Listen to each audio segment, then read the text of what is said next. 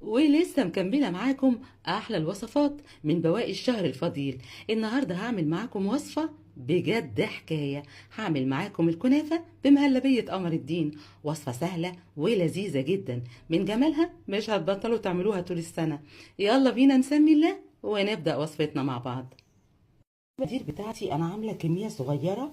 أنا هقول لكم بداية الكميات من أول ربع كيلو، المقادير بتاعته تبقى مظبوطة ازاي.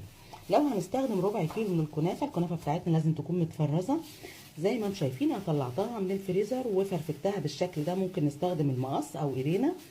بعد كده بننزل على الربع كيلو بمعلقة كبيرة من السمنة او الزبدة المتاح عندنا، معلقة من السكر البودر، وبنغلف الكنافه بتاعتنا بالسمن مع السكر بالشكل ده لحد ما نتاكد انها اتغلفت تماما. بعد ما بنتاكد انها اتغلفت معانا تماما هننزلها بعد كده في قلايه. دلوقتي بقى هننزل بالكنافه بتاعتنا في القلايه، هنرفعها على نار هاديه جدا مع التقليب المستمر لحد ما توصل للون ذهبي فاتح. وده شكل الكنافه بتاعتنا بعد ما رفعتها من على النار. ودلوقتي يلا بينا نكمل باقي وصفتنا.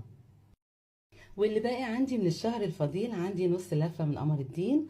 اخدت النص اللفة طبعا نقعتها لمدة ساعتين، نقعتها في مية مغلية من الكتل، بعد كده ضربتها بالهاند بلندر. ودلوقتي زي ما انتم شايفين هناخد جزء منها والجزء التاني هنعمله عصير. دلوقتي هنزل بنص معلقة صغيرة من فانيليا البرتقال من دريم. طبعا اذا كانت متاحة شيء جميل، بتدي طعم حلو قوي. اذا ما كانتش متاحة مفيش فيها اي مشكلة. اول ما توصل معانا لمرحله الغليان بننزل بنص كوبايه من الميه مدوبين فيها معلقه من النشا، وبنقلب لحد ما القوام بتاعنا يتقل.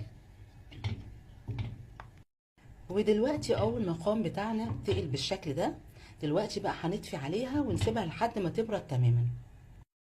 هنبتدي نصب في الكاسات بتاعتنا، وهنبتدي اول حاجه بمهلبيه قمر الدين بتاعتنا. بعد كده هننزل بطبقه من الكنافه. بعد ما سوينا الكنافة، الخطوة دي اختيارية، انا كان عندي شربات الكنافة التقيل. بعد كده نزلت باخر طبقة وهي مهلبية قمر الدين.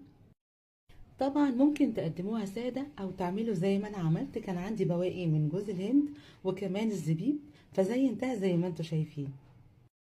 وده كان فيديو النهاردة اللي بتمنى من قلبي انه يعجبكم.